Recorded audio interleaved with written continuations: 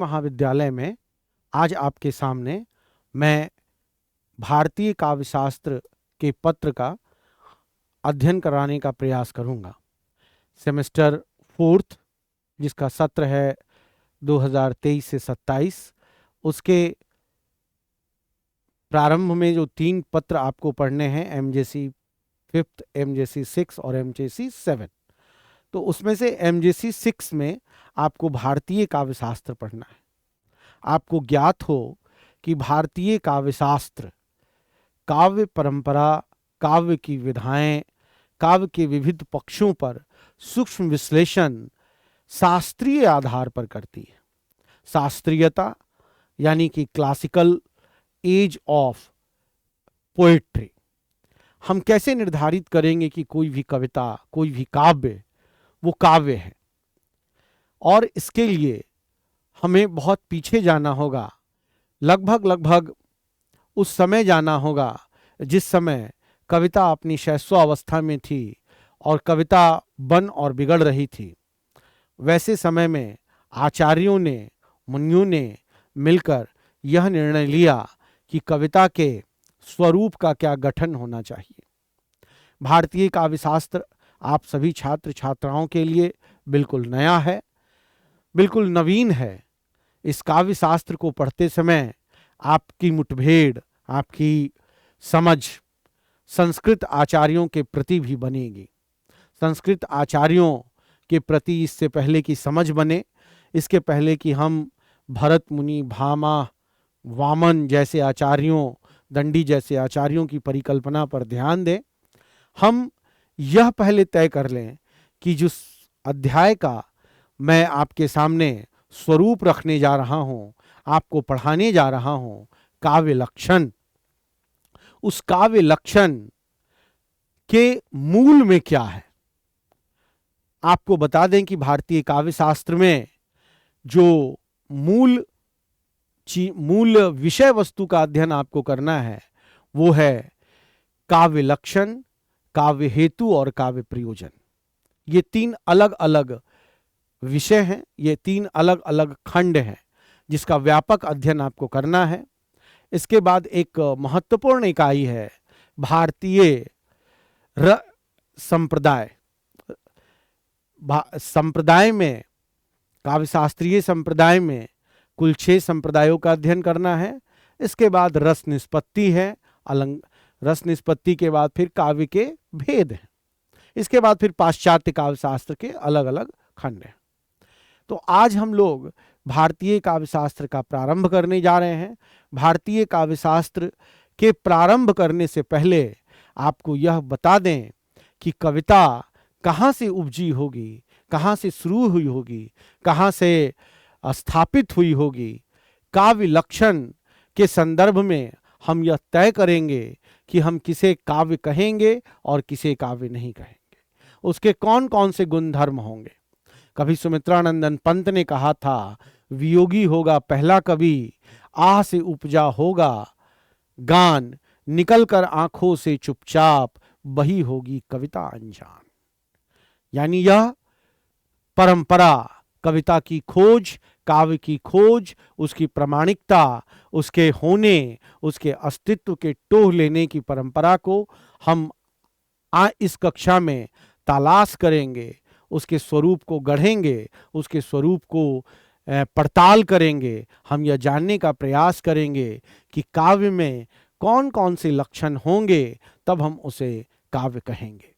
आपको बता दें कि भारतीय काव्य शास्त्र से डरने की आवश्यकता नहीं है। भारतीय काव्य शास्त्र से आप दोस्ती कीजिए और भारतीय काव्य शास्त्र में जितने अधिक आचार्यों, उनके श्लोकों, उनकी युक्तियों का उदाहरण आप प्रस्तुत करेंगे और उनका विश्लेषण करेंगे, उससे से ज़्यादा परीक्षा उपयोगी होंगे और अंक आपको उतने अधिक मिलेंगे। आप एक एक करके संस्कृत के आचार्यों के मंतव्य, भारतीय आचार्यों के मंतव्य, आधुनिक और पाश्चात्य चिंतकों के मंतव्य का अध्ययन करेंगे। आपके लिए यह भारतीय काव्य शास्त्र उतना ही अधिक रोचक होगी। तो एक बार फिर हम सुमित्रानंदन पंत की वह कविता पढ़ रहे हैं कि वियोगी होगा पहला कवि, आह से उपजा होगा गान, निकल कर आंखों से चुपचाप वही होगी कविता अनजान। अब हम चलते हैं अपने मूल पाठ की ओर। अपने मूल पाठ की ओर हम चलते हैं, जिसका अध्ययन हमें करना है। मैंने एक परिकल्पना तय की है, जिस परिकल्पना के हिसाब से, परिकल्पना का अर्थ यह हुआ रास्ते की तलाश। हम जिस रास्ते पर चलकर काव्यशास्त्र को समझेंगे, काव्यशास्त्र के गुणों को, अर्थों को पकड़ने का प्रयास करेंगे, उसका रास्ता जो मैंने तैयार किया है वो आपके सामने है। वो आपको यह बतलाएगा कि हमें किस आधार पर, किन आचार्यों के उक्तियों को साथ लेकर आगे की ओर बढ़ना है। सबसे पहले भारतीय काव्यशास्त्र में, जब भी भारतीय काव्यशास्त्र का नाम लिया जाएगा, भरत मुनि का नाम बहुत ही सम्मान से, आदर से लिया जाएगा। भरत मुनि भारत काव्यशास्त्रीय नाट्यशास्त्र में उनकी विशेष रुचि है और नाट्यशास्त्र उनकी पुस्तक का नाम भी है। यह उक्ति, यह प्रकरण, यह पूरी की पूरी धारा नाटक से होते हुए भरत मुनि काव्य की पड़ताल करते हुए कहते हैं कि मृदुल ललिता पदाढय गूढ़ा शब्दार्थहीना जनपद सुख बोयोध्या युक्ति मनांज नृत्योपजयम, भरत मुनि ने कहा। उसके ऊपर अगर हम लोग तलाश करें तो कविरिंद कार्य भाव होगा, यानी भावना का कार्य जिस प्रकार कविता में, काव्य में संपादित होता है, तो भावना के आधार पर ही हम उसे कविता की संज्ञा दे सकते हैं। यानी काव्य में भावना का सन्निहित होना, संप्रेषित होना, सगुम्फित होना, प्रस्फुटित होना कविता है। लेकिन क्या केवल भावना का होना ही है? आगे कहते हैं मृदु ललिता पदाठया गूढ़ा शब्दार्थहीन। यदि कोमलता से बोल दिया गया, ललित है, उसमें अलग अलग प्रकार की भावनाएं हैं, और शब्दार्थहीनम जनपद सुखम, शब्दार्थ शब्दों से रहित भी है, लेकिन जनपद की भानी, जनपद की भाषा, जनपद का दुख दर्द समेटे हुए है, तो युक्ति मंजा नृत्योपजयम, यानी वो हर्षोल्लास, वो खुशी, और जनपद को यह लगने लगे कि मेरे ही बारे में कहा जा रहा है, तो वो नृत्य के माध्यम से भी सामने आ सकता है। यानी भरत मुनि ने अपने नाट्य शास्त्र में जिन कुछ गुणों की व्याख्या की, विशेषताओं की व्याख्या की, वह काव्य के लक्षण को निरूपित करने में पूर्णतः तो नहीं है, पूर्णतः निरूपित, लेकिन बहुत कुछ अंशों में निरूपित करता भी है। लगभग उन्होंने काव्य लक्षण के 38 प्रकार बताए, लेकिन वह नाट्य शास्त्र से लिए गए काव्य लक्षण है, जबकि काव्य लक्षण केवल कविता में नहीं आएगी, कविता के अलग भी, कविता के अतिरिक्त भी नाट्य शास्त्र की व्याख्या होगी। आइए हम लोग आगे बढ़ते हुए भामह की चर्चा करते हैं। भामह ने अपने काव्य अलंकार में कहा है शब्दार्थो सहितो काव्यम, शब्दार्थो सहितो काव्यम। भामह संस्कृताचार्य, उन्होंने अपनी पुस्तक काव्य अलंकार में यह स्पष्ट किया है कि शब्दार्थो सहितो काव्यम, शब्दार्थ सहितो काव्यम, यानी कोई भी काव्य अपने अर्थ के अनुरूप ही काव्य के रूप को प्राप्त करता है। यदि काव्य के रूप को प्राप्त करना है, यदि काव्य के रूप को सन्निहित करना है, गूढ़ार्थ लेना है, परिमार्जित करना है, संप्रेषित होता हुआ नजर आता है, तो वह कविता है। लेकिन क्या केवल कविता में शब्दार्थ होने से ही वो कविता हो जाएगी? उसका लालित्य, उसके अलंकार, उसके रस, उसके आनंद, उसकी भाषा, इसका महत्व नहीं है? इसी कारण से शब्दार्थों सहितो काव्यम के आगे बढ़ते हुए दंडी ने अपने काव्यादर्श नामक ग्रंथ में कहा है शरीरम तवा दृष्टार्थ वैवच्छिन्ना पदावली, यानी कविता की आत्मा मूलार्थ इष्ट अर्थ यदि शरीर मात्र से है तो वह पदावली से प्रदर्शित होगी। यानी अर्थ जो है अगर वो आत्मा के रूप में, शरीर के रूप में दिखता है, संप्रेषित होता है, पाठक समझता है और पदावली में वो सन्निहित होता है, तब वो कविता हो सकती है। यानी केवल इष्ट अर्थ दे देना ही कविता नहीं है, इष्ट अर्थ के अतिरिक्त भी अर्थ हो, अर्थ निकले, तब हम उसे कविता कह सकते हैं। तो अभी हमने भरत मुनि, भामा, दंडी को समझा है। इसके बाद रुद्रट ने भी कहा है ननु शब्दार्थो काव्यम। इन्होंने भी कहा है कि अर्थ के बिना, अर्थ के संगुम्फन के बिना, अर्थ के विशिष्टता के बिना, अर्थ के घोतकता के बिना, अर्थ के समाहित होने के बिना हम किसी भी काव्य को यह नहीं कह सकते हैं कि वह काव्य है। काव्य के लक्षण में अर्थ तो होना ही चाहिए, लेकिन अर्थ का परिमांजन, अर्थ का प्रयोजन, अर्थ का दृष्टिकोण व्यापक होना चाहिए। तब मुझे यह लगता है, रुद्रट को यह लगता है कि काव्य के होने, काव्य का औचित्य, काव्य कैसा होना चाहिए, काव्य का कौन सा लक्षण होना चाहिए, यह प्रदर्शित होगा। आगे कहते हैं कुंतक, शब्दार्थो सहितो वक्र कवि व्यापारशालिनी बंधे व्यवस्थितो काव्यम तदोद्धा लदकारणी। यानी शब्दार्थ के साथ सहित तो होना ही चाहिए। आगे वो कहते हैं कि वक्र काव्य व्यापार शालिनी, यानी एक व्यंग, एक विचित्र वाक्य, एक विशिष्ट अर्थ से लिए हुए शालीनता के साथ, यानी काव्य के जो लक्षण हैं उसमें काव्य के जो मूलार्थ हैं वो इतने व्यापक, इतने धैर्यवान, इतने शालीन, इतनी विनम्रता के साथ प्रदर्शित होनी चाहिए, लिखा जाना चाहिए, जिससे यह प्रतीत हो सके कि काव्य का जो लक्षण है वो कविता में इस प्रकार से सन्निहित है कि इसे हम और भी विभिन्न रूपों में प्रदर्शित कर सकते हैं। इसलिए कहते हैं वक्र कवि व्यापार शालिनी बंधे व्यवस्थितो काव्यम तदो आह्लाद कारणी। आह्लाद कारणी, ये आह्लादित करता है।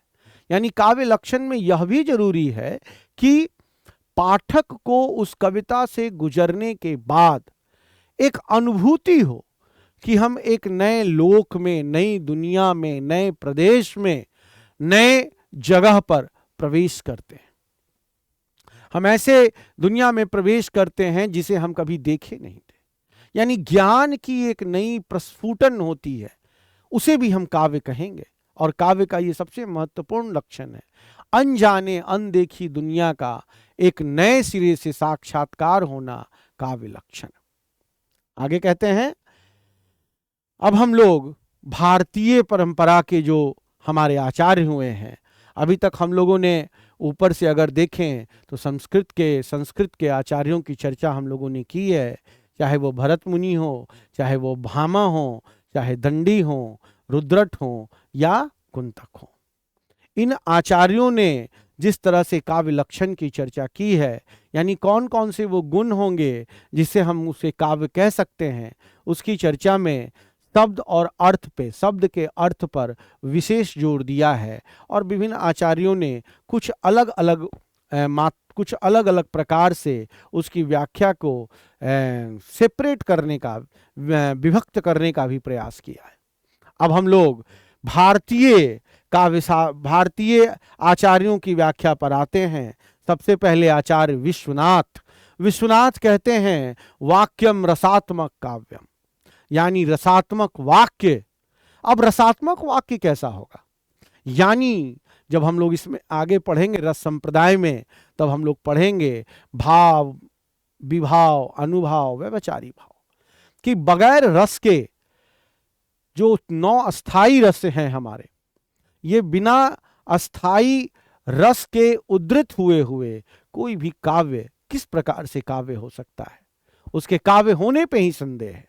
इसलिए विश्वनाथ ने स्पष्ट कहा है कि रसात्मक वाक्यम रसात्मक काव्यम, यानी रसात्मक वाक्य जो है वो क्या है, काव्य है। ठीक उसके अतिरिक्त पंडित जगन्नाथ ने स्पष्ट कहा है, रमणीयार्थ प्रतिपादक शब्द काव्यम, रमणीयार्थ प्रतिपादक शब्द काव्यम, यानी जो रमण पैदा करे, रमण पैदा करे और उसके साथ साथ काव्य का अर्थ भी यानी हमें दूसरी दुनिया में ले जाए, एक ऐसे देखी हुई दुनिया, अनदेखी हुई दुनिया में ले जाए जहां हम रमन कर सकें, जहां हम चल सकें, देख सकें, सुन सकें, एक नई एहसास, नई अनुभूति, नए ज्ञान से हमारा साक्षात्कार हो। अगर ऐसा होता है, ज्ञान की इतनी विपुल राशि हमें मिलती है और साथ ही साथ उसका अर्थ भी निकलता है, तो हम उसे काव्य कह सकते हैं। हम यह जितनी भी परंपरा, जितनी भी आचार्यों के युक्तियों का विश्लेषण कर रहे हैं, उसके निहितार्थ यही है कि हम किसे काव्य कहेंगे, काव्य कहे जाने के लिए क्या जरूरी है। तो ऊपर हम ज्यादा तक आचार्यों का देख रहे थे कि शब्द और अर्थ पे जोर था, लेकिन पंडित विश्वनाथ ने पहली बार यह कहा है कि काव्य में रस होना चाहिए। ठीक इसके विपरीत पंडित जगन्नाथ ने रमणीयार्थ प्रतिपादक शब्द काव्य की चर्चा की है।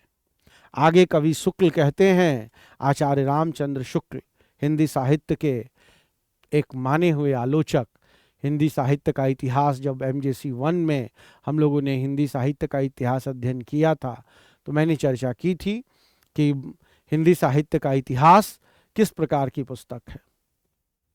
तो रामचंद्र शुक्ल कविता के विषय में कहते हैं कि कविता जीवन और जगत की अभिव्यक्ति है, यानी कविता जो है, यानी काव्य के लक्षण में यह भी महत्वपूर्ण है कि जीवन और जगत, हमारे साथ एक जीवन जुड़ा हुआ है, जगत, पूरा संसार, पूरी दृष्टि, पूरी सृष्टि जुड़ी हुई है, इसकी अभिव्यक्ति है। एक ऐसे लोक की हम बात करते हैं, एक ऐसे संसार की बात करते हैं, एक ऐसे देखे हुए दुनिया की बात करते हैं जिसके यथार्थ को हम देखे तो हैं, लेकिन महसूस भी किए हैं, लेकिन हमारी अज्ञानतावश हम उससे साक्षात्कार नहीं कर पाए हैं। तो शुक्ल का यह कहना है कि काव्य जो है वो कविता जीवन और जगत की अभिव्यक्ति है। आगे हमारे छायावादी कवियों में जयशंकर प्रसाद का कहना है, काव्य आत्मा की संकल्पनात्मक अनुभूति है। काव्य क्या है, तो हमारे आत्मा की संकल्पनात्मक अनुभूति है, यानी हम जैसा अंदर से सोचते हैं, जैसा विचार करते हैं, जिस प्रकार की दृढ़ता करते हैं, जिस प्रकार का हमारा देखने का तरीका है, सोचने का तरीका है, उस तरीके से अगर हम सोच और विचार करके अभिव्यक्त करते हैं तो वो आत्मा की संकल्पनात्मक अनुभूति है, यानी बगैर अनुभूति के कविता अधूरी है। अगर हमने अनुभव किया है तो वही सच है और उसे हमने कविता के रूप में लिखा है तो वह दूसरों के लिए ज्ञान है। अंततः